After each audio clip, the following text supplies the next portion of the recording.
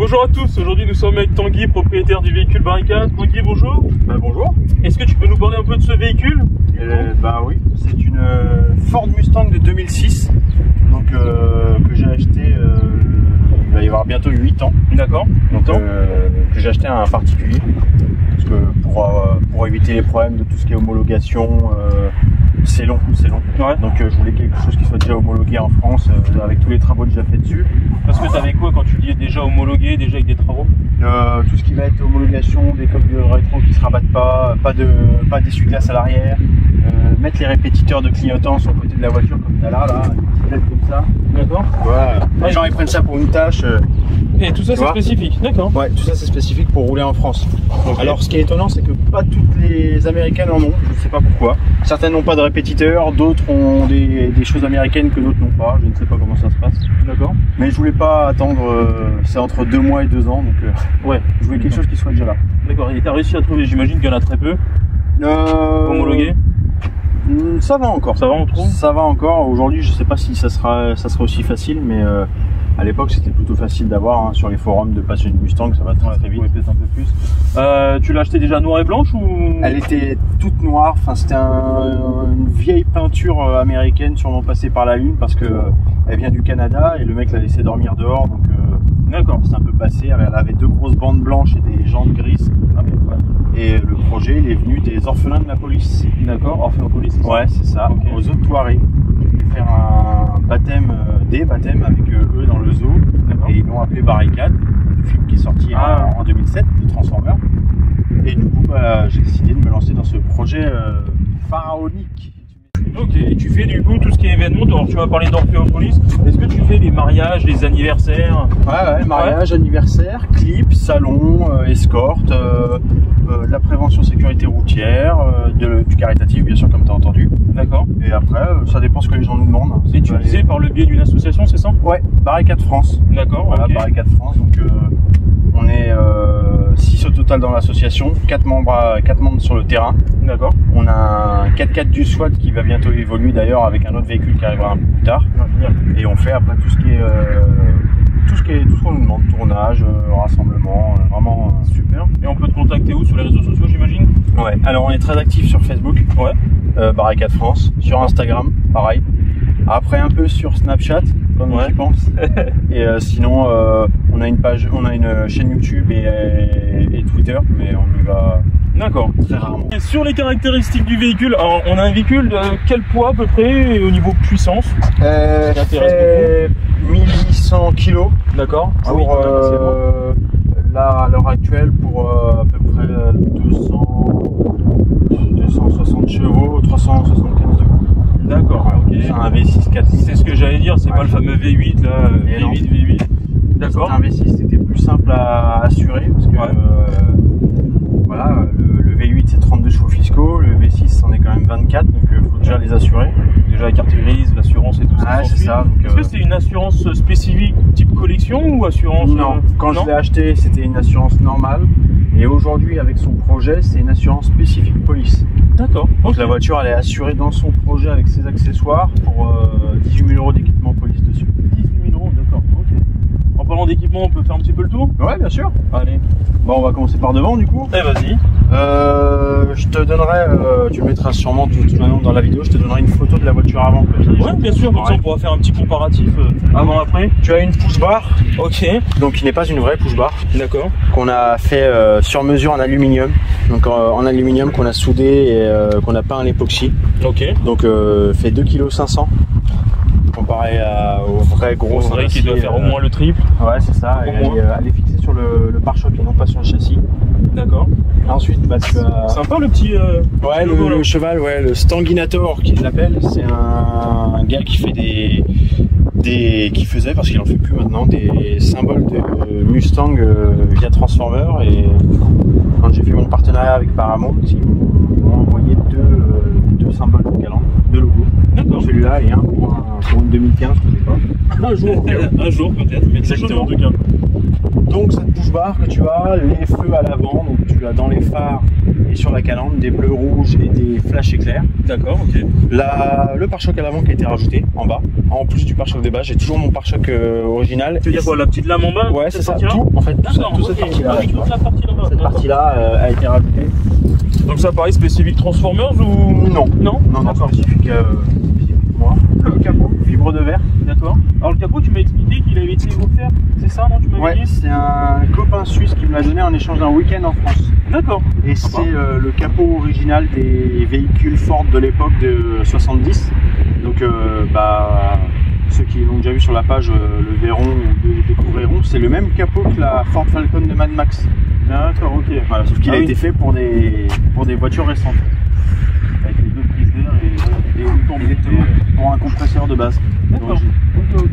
Freinage d'origine, tu as tout laissé d'origine, freinage à 10 devant. Ouais, c'est pas top. Hein. Ouais. C'est du double piston à l'avant, du simple à l'arrière. J'ai changé les plaquettes et les disques pour quelque chose quand même de plus performant, parce que d'origine c'est vraiment pour ça. Ouais, et puis en plus, ABS dessus ou pas? Non, pas d'ABS. Ah, on en reparlera à la fin de la vidéo du coup au niveau des défis, je pense qu'il y en a un des deux qui plaira plus que l'autre. Ouais. Ah ouais, pas d'ABS, c'est compliqué. Enfin, j'ai jamais eu de problème avec, mais c'est compliqué à conduire.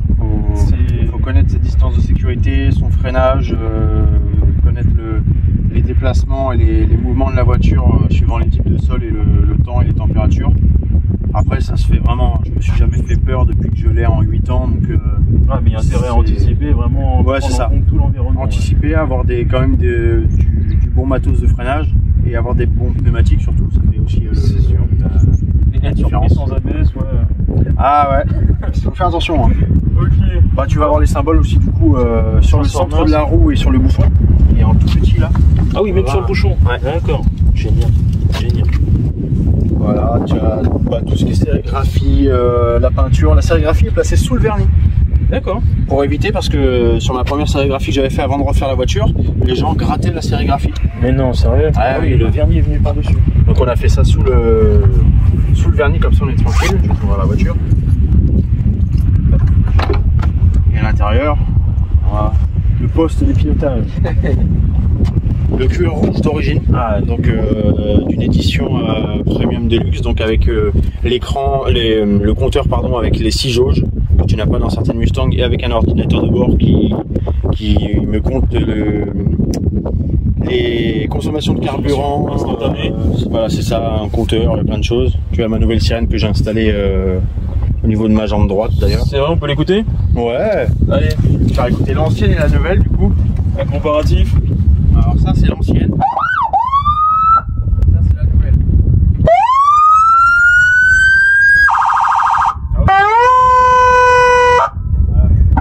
Sympa.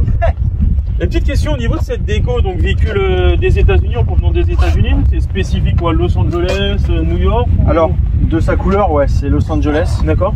En vrai, dans le film, il situe New York. Ouais. Et il n'y a pas. C'est parce que c'est Transformers quoi. De base, c'est des voitures blanches et bleues, en marquage bleu. D'accord, marquage bleu. Mais le Decepticon, le robot qui est dans Transformers, adopte cette couleur de véhicule. Je pense que c'est parce que quand il atterrit vers Los Angeles et ils prennent chacun un design de véhicule différent. Donc je pense qu'il prend un véhicule style une Dodge Charger ou une Crown Victoria blanche et noire, parce qu'il n'y a pas de Mustang de police. Donc je pense que c'est ce qu'il fait avant de se déplacer à New York. D'accord. Voilà. Okay. Et puis j'aime bien Los Angeles. Ouais, et puis donc c'était super. Ça aurait été New York, j'aurais été moins fan. C'est vrai. Avec un bisou à nos chers NYPD Paris, j'adore. Exactement. Mais je suis moins fan de leur design des véhicules new-yorkais. Les goûts, les couleurs. Hein. Oui, les goûts, les couleurs, tu sais ton véhicule. Ouais, c'est ça. Moi je préfère aussi. Alors on m'a dit que tu faisais beaucoup de petites vidéos et puis de par les clips, etc. et que tu avais pas mal de matériel. Alors là je vois rien. Où est-ce que tu caches ton matériel? Là tu vois, tu ne l'as pas démonté malheureusement puisque j'en porte des passages avec moi. Ouais. Normalement tu as un PC portable qui se monte sur le pied qui est juste devant au niveau du passager. D'accord. Qui peut s'asseoir avec bien sûr, mais bon question sécurité, faut faire attention. Pas top. Comme c'est pas prévu pour de base. Tu vas avoir tout ce qui est trousse de secours, porte-tonfa, porte-menottes, des caméras de lecteur de plaques sur le pare-brise. Ah oui, carrément. Donc avec un logiciel d'API américain que tu peux trouver dans des surplus allemands. D'accord. En fait, qui récupère des pièces de Crown Victoria désossées. Donc tu peux avoir des racks blindés, des serveurs de voitures de police, des radars de miles par heure. Tu peux avoir plein de trucs. Et tout est légal, donc tu peux tout acheter, tout monter sur ta voiture si t'as envie. Donc c'est vraiment pas mal. Après, quand je parlais de matériel, tenue, armement, tout ça. J'ai pas dû parler de ça, moi. Bah là, t'as une tenue officielle du SWAT. D'accord. Donc super, ouais. Avec je dis à chaque fois un copain, mais plutôt une connaissance qu'on a à côté de Los Angeles, qui gère la boutique de Los Angeles, de la police de Los Angeles, qui nous a envoyé toutes les références et une partie de ma tenue à moi avant que j'achète les autres. D'accord. Et du coup, ce qui permet d'avoir une tenue du SWAT de Los Angeles plutôt propre. Et le reste de l'équipement est ici. Voilà. Tout est dans le coffre. Donc tu vas avoir un balisage, premier secours, la tenue SWAT bien sûr avec les armements, les casques, tout ce qui est gilet d'assaut. T'as vraiment de tout. Ah oui, il y a de tout. Je vois les cônes de Lübeck au fond. Je pense qu'on va peut-être s'en servir en fin de vidéo. Je t'en reparlerai tout à l'heure. Ouais, pas de souci. Ok. Donc ouais, vraiment quelque chose de très comment je pourrais dire, proche de là pour le coup du SWAT. De toute façon, il y a une voiture de police. Et l'avantage, c'est que à force d'avoir fait des événements avec la gendarmerie et les policiers, avec le temps, j'ai même des équipements en plus. Tu vois, on peut voir. Ça, c'est un bonnet. Ça ressemble à un bonnet américain. Ouais. Pourtant, c'est un bonnet de chez nous, tu vois. Il me parle celui-ci. Ouais. Je l'ai déjà vu quelque part. Ouais. Et là, tu as une cagoule unifugée des CRS de base. D'accord. On a donné entièrement neuve, donc tu pourrais toujours servir dans la voiture. Sympa. Qui reste là. Donc tu vois, ça fait toujours. Puis ça fait en plus cagoule d'intervention. On a les deux. Deux pour le prix d'un. Parfait. Après, le reste, rien de plus à dire. Un équipement standard. Le fusil à pompe, normalement, qui se trouve à l'avant. D'accord. C'est rare de l'avoir à l'arrière. Pied passager, non? Non, il est entre les deux. Ah, il est en rack entre les deux. C'est ça. Normalement, il est fixé avec un rack spécifique sur la cage de détenu. Et dans les d'autres chargeurs, ils sont bien souvent par contre dans le coffre. D'accord. Ils vont bien souvent à l'arrière du coffre pour les récupérer. Ok, super. Merci à toi. Bon, pas de soucis. on a fait le tour du véhicule. On monte à l'intérieur sur une petite balade. Vas-y. Allez, c'est parti. Je laisse prendre le volant. Allez, go.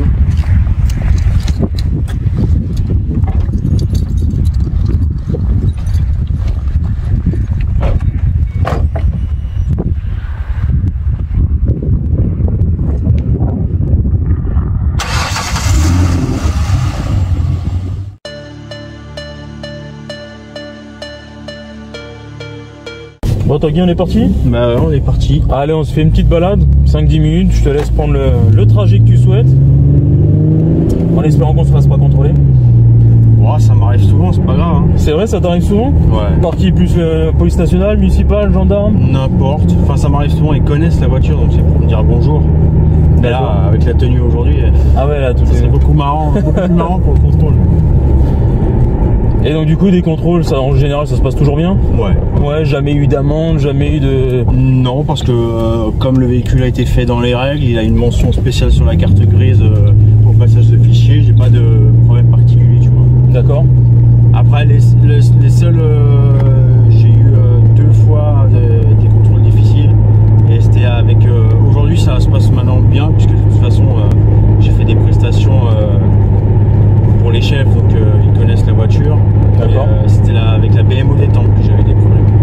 Et c'était par rapport à quoi? Par rapport à l'aspect de la voiture, puis c'est vrai que le tout premier contrôle, je revenais d'un shooting photo avec des hélicoptères du SWAT à Cerny. Ouais. Et du coup, ils m'ont demandé qu'est-ce que j'avais dans le coffre. Et dans mon coffre, j'avais l'armement. tout le matériel qu'on a vu, ouais. Et il m'a pas cru au début, donc il a fallu que je ouvre le coffre. Et au final, il a été un peu surpris, mais après, voilà. D'accord, ouais. En fait, le temps de vérifier que ce soit bien factice, que ce soit bien pour des vidéos. Ouais, d'accord, mais en général, ça se passe plutôt toujours bien. Ouais, vraiment super bien. On est partenaire du Proxred, donc la CSI 75 à Paris. Ouais, donc d'aventure. Voilà, les policiers nationaux qui font pas mal d'événements caritatifs et d'événements police-population, donc explication des véhicules, des différents stands, même avec la gendarmerie, les pompiers, etc., de la prévention en tout genre. D'accord. Et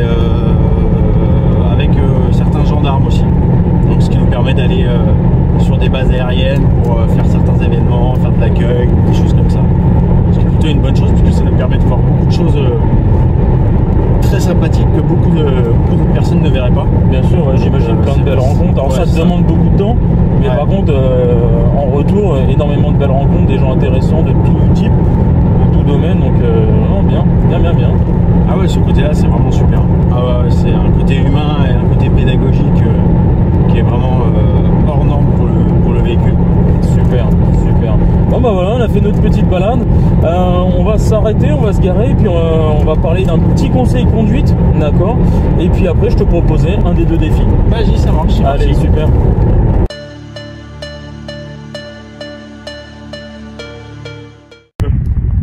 Nous voilà stationnés. Merci Tanguy pour ce petit tour à bord de barricade.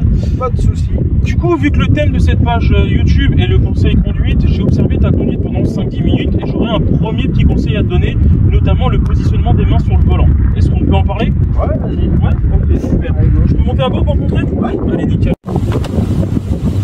Tu peux m'ouvrir s'il te plaît? C'est mieux là. Ah d'accord, ok. Ouais, parce que le principe c'est de donner un petit Ouais, conseil. mais celle qui décide qui monte ou pas. Ah, d'accord, ok, je vois un peu l'ambiance. Allez, rapproche-toi bien. Alors du coup, je te parle de positionnement des mains sur le volant, notamment en ligne droite. D'accord. La plupart du temps, les gens ont, on va trois types de position de conduite. C'est les gens qui vont avoir les mains à 10h10, comme très souvent appris au permis de conduire, les mains à 9h15, plus, on va dire, sur de la conduite dynamique sur circuit, et le fameux Snoop Dogg. West Coast comme ça, posé. Que je n'aime pas du tout d'ailleurs. Pas du tout. Du coup, pour toi, d'après toi, dans ta conduite qu'on a vu un petit peu tout à l'heure dans la vidéo, on est plus du 10h10, du 9h15 ou du Snoop Dogg? J'y fais pas attention parce qu'avec la Mustang, comme hormis en la conduite normale, là en plus on discutait, je garde toujours la main droite de toute façon disponible pour la sirène ou les trucs à activer. D'accord. Mais c'est vrai que de base, je tiens très souvent le volant de la main gauche de ce côté-là. C'est ça, c'est ce que j'ai pu voir. Je garde la 10h10 comme ce qu'on a appris de base, et puis en plus je trouve que c'est beaucoup plus facile de manœuvrer la voiture parce que enfin pour moi en tout cas j'ai déjà les mouvements fluides à faire sur la voiture. Je peux faire passer le volant, la faire glisser entre les doigts et la faire revenir. C'est l'avantage que ce soit une boîte automatique, si j'ai pas besoin de m'occuper de la main droite pour faire autre chose. Ok, alors voilà. L'idéal bien sûr, oui, boîte automatique. Alors ça veut dire quoi? Ça veut dire que cette main droite dans l'absolu n'a pas utilité. Autant venir la main sur le volant. Après on a cette option aussi, tu sais, du sudiste, la main positionnée qu'on a vu un petit peu. Tu viens du sud, non? Non, du sud du 91 si je dis pas de bêtises. C'est ça, ok, c'est peut-être pour ça. Alors au niveau donc le Snoop Dogg, je ne vais même pas en parler. Le 10h10 qui est souvent dit en auto-école, comme je disais, est un peu problématique. Pourquoi? Parce que lorsque vous avez beaucoup de conduite, plusieurs kilomètres ou même très peu de kilomètres, on sent qu'on est vite tendu et très rapidement, les mains commencent à descendre et on se retrouve rapidement comme ça. Ouais. D'accord. On va plutôt privilégier le 9h15. Pourquoi 9h15? Alors le but c'est que les mains soient à mi-hauteur entre les coudes et les épaules, dans l'autre sens, tu m'as compris. Pourquoi? Parce que là je suis détendu, je vais pouvoir faire des kilomètres et des kilomètres et là je suis détendu, d'accord. Et au-delà de ça, pour faire un évitement par exemple, on sera beaucoup plus pratique comme ça que venir manipuler le volant comme ça. Ouais. D'accord. Et ensuite, dernière chose, quand on fait de la conduite dynamique, notamment sur circuit automobile, ce sera beaucoup plus facile de faire un freinage appuyé et intense en ayant les mains comme ça. On ressentira vraiment l'équilibre du véhicule.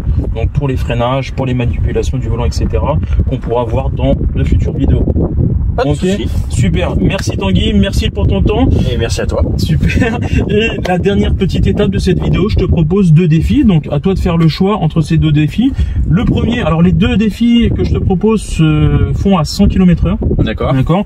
Le premier, c'est un freinage d'urgence de précision. Donc un freinage d'urgence avec un petit cône en face de la route. Le but, c'est de déclencher le frein d'urgence et de s'arrêter le plus proche possible du cône.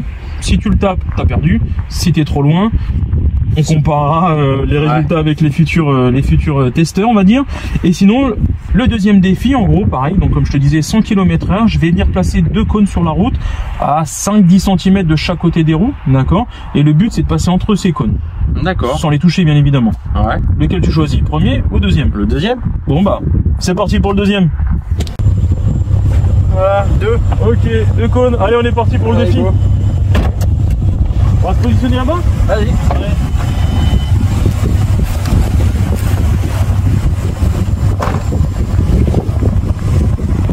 Donc je te propose de mettre le cône à peu près 10-15 cm de ce côté-là. Vas-y. Voilà, on est à 10-15 cm. Pareil de l'autre côté.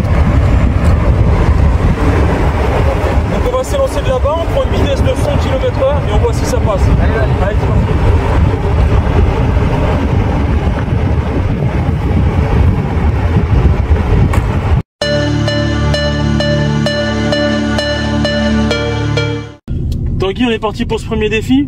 Vas-y. Allez, 100 km/h, le but est de passer entre les deux cônes. Du coup, utilise le petit conseil qu'on a parlé juste avant.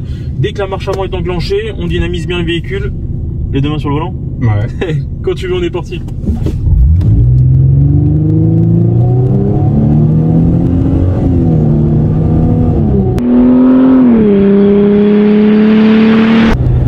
Alors, c'est passé? Oui, largement. On était à combien? On était à 110. 110, toujours plus. Ok Tanguy, on a vu que le passage à 10-15 cm est passé. Maintenant, je te propose de passer à 5 cm.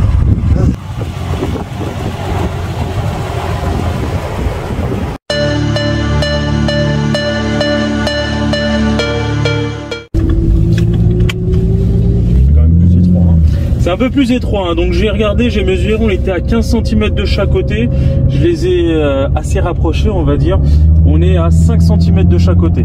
Dans ton passage ici, on est plutôt bien passé. On a eu un petit mouvement de main au moment où on est passé au passage étroit. Pourquoi? Parce que le regard est mal placé. Là, le but, ça va être de regarder vraiment le plus loin possible. D'accord? Tu vas te fixer un point tout au fond. Sur le principe, on va regarder, tu vas regarder entre les deux cônes, à travers les cônes, mais un point le plus au fond possible.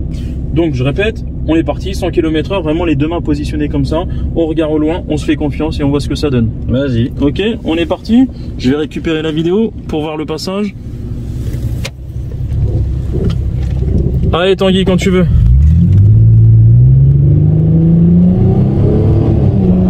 Allez, le regard est au loin.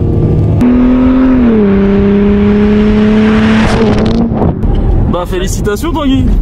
Bien joué. Passage à combien? À 100. Pile poil à 100. Super, merci à toi. Bah pas de souci, merci à toi.